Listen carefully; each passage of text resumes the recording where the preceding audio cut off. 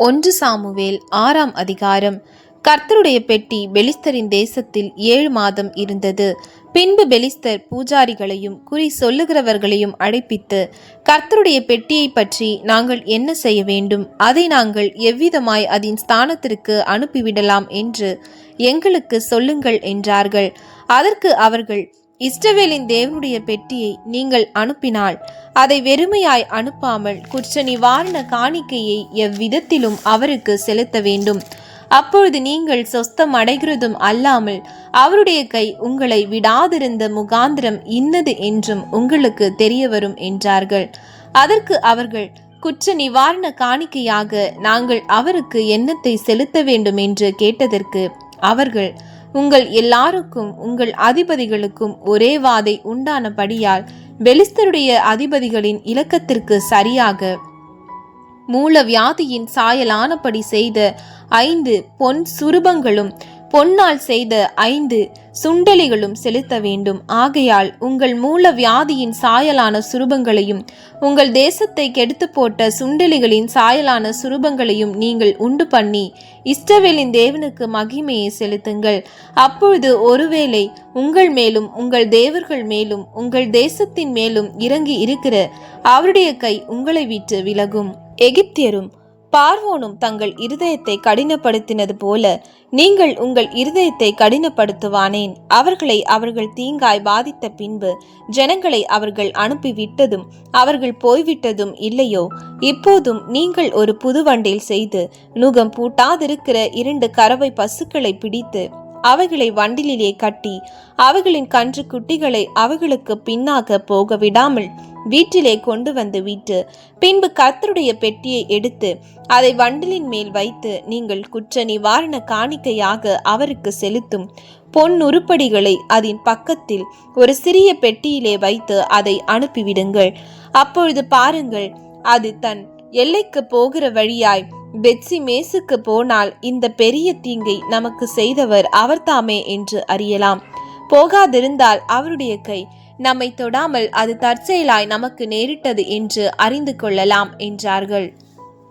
அந்த மனுஷர் அப்படியே செய்து 2 கறவை பசுக்களை கொண்டு வந்து அவைகளை வண்டிலே கட்டி அவைகளின் கன்று குட்டிகளை வீட்டிலே அடைத்து வைத்து கர்த்தருடைய பெட்டியையும் பொன்னால் செய்த சுண்டெலிகளும் தங்கள் மூல வியாதியின் சாயலான சுரூபங்களும் வைத்திருக்கிற சிறிய பெட்டியையும் அந்த வண்டிலின் மேல் வைத்தார்கள்.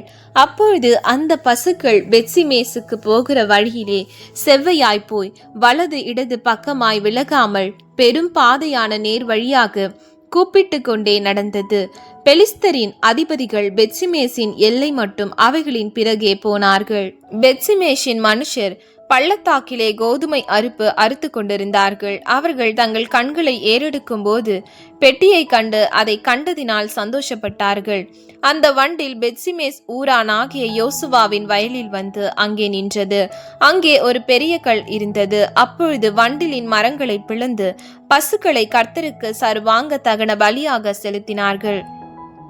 லேவியர் கர்த்தருடைய பெட்டியையும் அதனோடு இருந்த பொன் உருப்படிகள் உள்ள சிறிய பெட்டியையும் இறக்கி அந்த பெரிய கல்லின் மேல் வைத்தார்கள். பெத்சிமேசின் மனுஷர் அன்றைய தினம் கர்த்தருக்கு சர்வாங்க தகனங்களை செலுத்தி பலிகளை இட்டார்கள்.